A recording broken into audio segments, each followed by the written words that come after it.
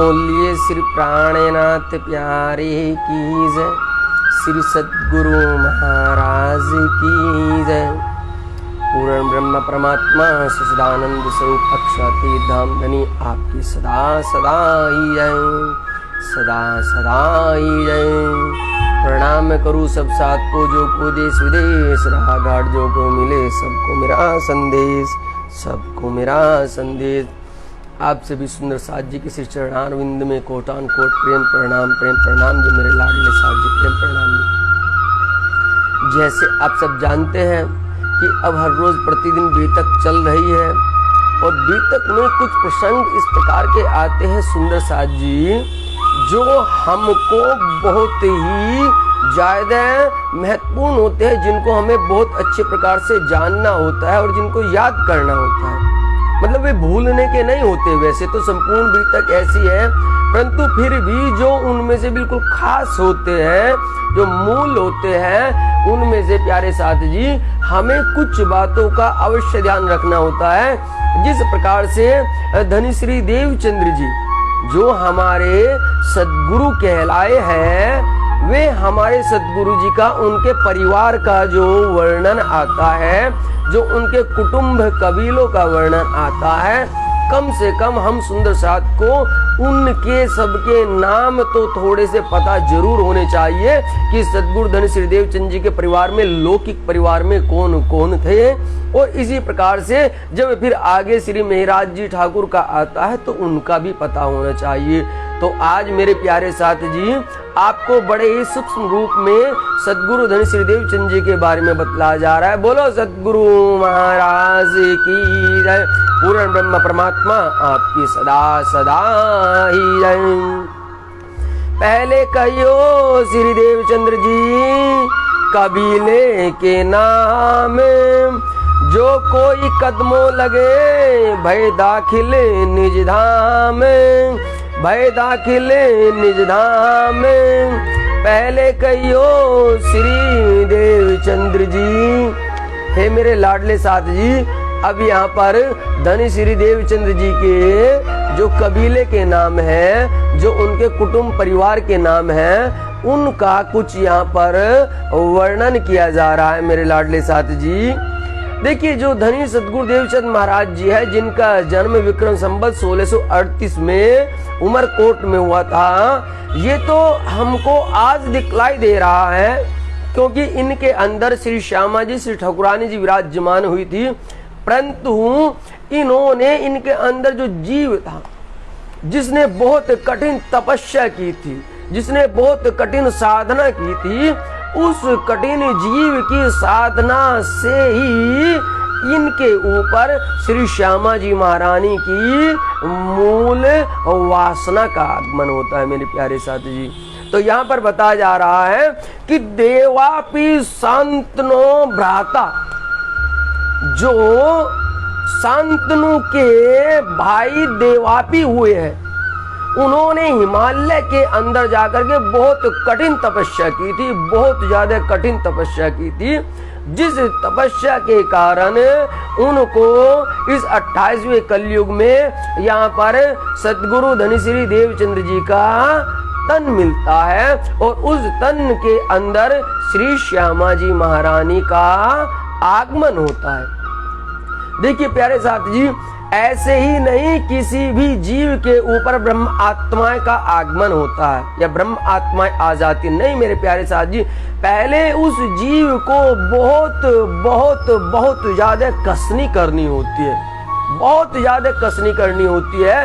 उस कसनी के ही फलस्वरूप उस जीव के ऊपर ब्रह्मधाम की नूरी दिव्य ब्रह्म आत्मा का आगमन होता है मेरे प्यारे लाडले साथ जी। तब जा करके कहीं ब्रह्मधाम की वो नूरी आत्मा आती है। तो आज यहाँ पर जब इस देवापि नामक जीव ने इतनी कठिन तपस्या की थी, तो उस तपस्या के फलस्वरूप ही इस 28वें कलयुग में उनको सद्गुरु धनी श्री देवचंद्र जी का ये तन मिलता है।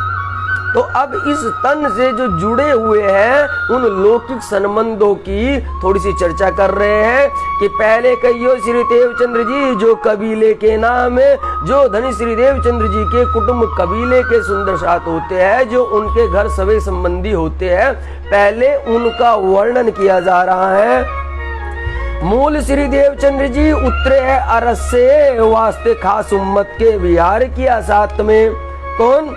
ये जो धनी श्री देवचंद्र जी के अंदर श्री श्यामा जी महारानी, श्री ठकुरानी जी की जो नूरी दिव्य आत्मा है, जो आनंद स्वरूपा श्री श्यामा जी महारानी है, सबसे पहले उनका वर्णन कर रहे हैं मेरे प्यारे लाडले साथ जी, क्योंकि ये सतगुरु धनी श्री देवचंद्र जी के अंदर अपनी लीला करने वाली है। बोलो श्री सतगुरु महाराज की जय। संबंध जाहिर में हुआ श्री लीलबाई से, सेवा करी सने से, शोभा दई श्री राज से। और जो सतगुरु धनी श्री देवचंद्र जी है, उनका जो संबंध हुआ है, उनका जो लौकिक विवाह हुआ है, वो किनके साथ हुआ है मेरे प्यारे लाडले साथ जी? वो विवाह हुआ है श्री लीलबाई के साथ में। और ये जो लीलबाई है, इन्होंने इनको अपना पति न मान करके इनको स्वयं इनके अंदर पूर्ण ब्रह्म परमात्मा जो विराजमान थे उनको देखा है, और उनको देख करके ही इन्होंने वो ही सेवा की है।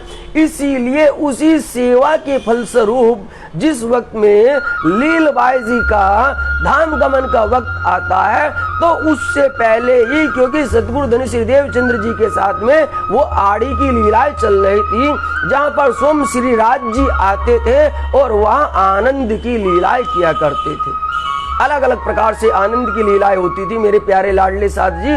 तो अब यहाँ पर इनके साथ में, इनके धाम गमन से पहले एक बहुत दिव्य नूरी लीलाएं होती है, और उस लीला का वर्णन मैं आपको बतलाऊं सुंदर साथ जी, प्रत्येक बीतककारों ने किया, प्रत्येक बीतककारों ने।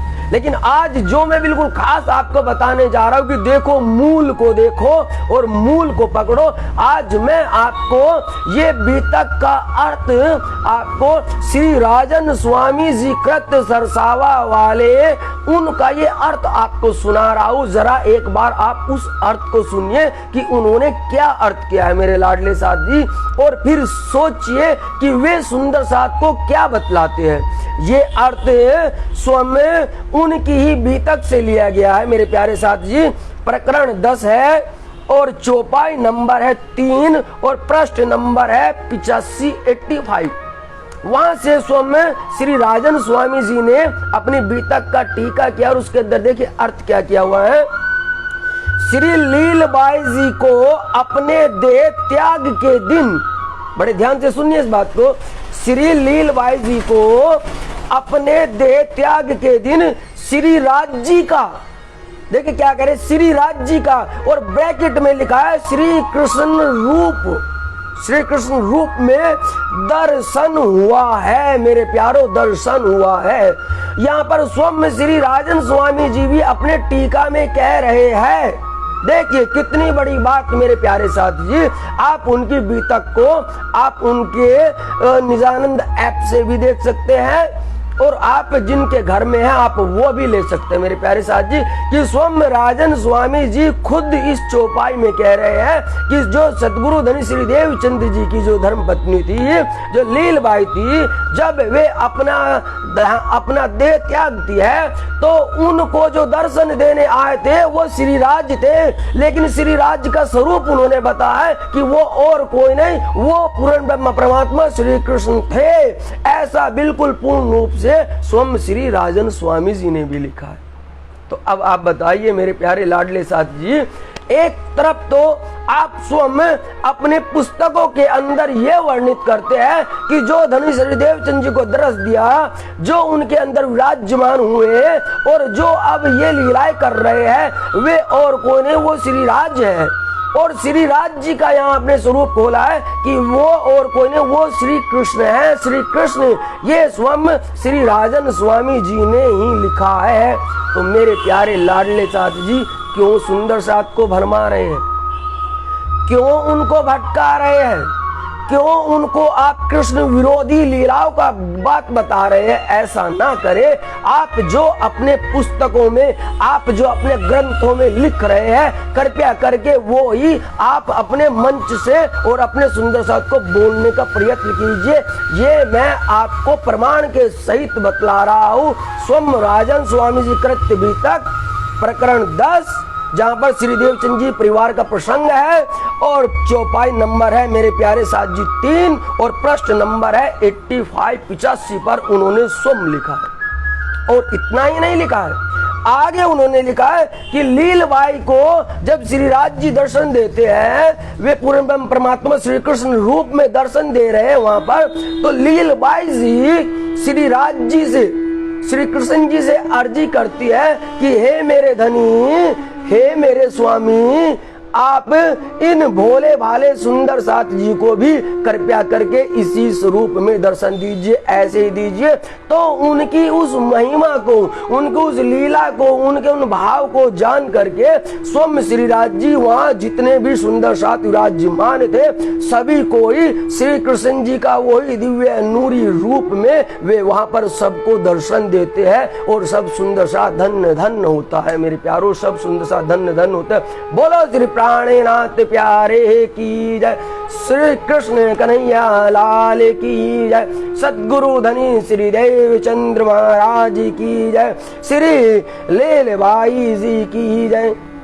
मेरे प्यारे साथ जी, ये उनकी धर्म पत्नी का जिक्र आया है, उनकी धर्मपत्नी है। अब यहाँ से कुटुंब और बढ़ता है, इसीलिए उनको कहा है कि शोभा दई श्री राज जी ने, इस प्रकार श्री राज जी ने इनको ये दिव्य शोभा बख्शी है कि इन्होंने खुद तो मेरा दर्शन पाया ही, लेकिन ये नहीं कहा कि बस आप मेरे धाम दिल में विराजमान हो जाए या आपने मुझे दर्शन दिया बहुत है। नहीं नहीं, उन्होंने बैठे हुए जितने भी सुंदर साथ थे, उन सबको श्री राज जी के श्री कृष्ण स्वरूप में वहीं पर तभी साक्षात्कार दर्शन करवाए हैं मेरे प्यारे लाडले साथ जी, दर्शन करवाए हैं। बोलो श्री प्राणनाथ प्यारे की जय, श्री सद्गुरु महाराज की जय।